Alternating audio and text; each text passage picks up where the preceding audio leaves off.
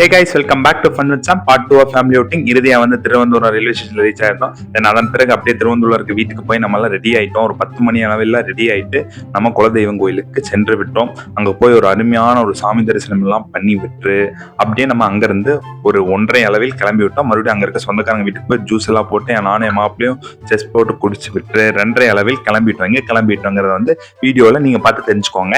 தென் அதன் பிறகு வந்து ஒரு அருமையான ஒரு மதிய உணவெல்லாம் சாப்பிட்டு எங்க ரீச் ஆயிட்டோம்னா நீங்களே பாத்துக்கோங்க, கன்னியாகுமரி வந்திருந்தோம். ஸோ அங்க போய் திருவள்ளுவர் சிலை பக்கத்துல வந்து ஜாலியா அந்த கடல் ஒரு 6:45 பார்த்து நம்ம ரூமுக்கு வந்து சென்று விட்டோம். 7:45 ஒரு அருமையான ஒரு செல்ஃபி எல்லாம் எடுத்த பிறகு 8:45 நைட் சாப்பாடை அருந்தி விட்ட பிறகு கொய்யாக்கா வாங்கி அனைவரும் குடும்பமா உட்காந்து சாப்பிட ஆரம்பிச்சோம். பாத்தீங்களா, மொத்த கொய்யாக்காவும் நம்ம குடும்பமா உட்காந்து இந்த கடல்ல உட்காந்து சாப்பிட்டோம்.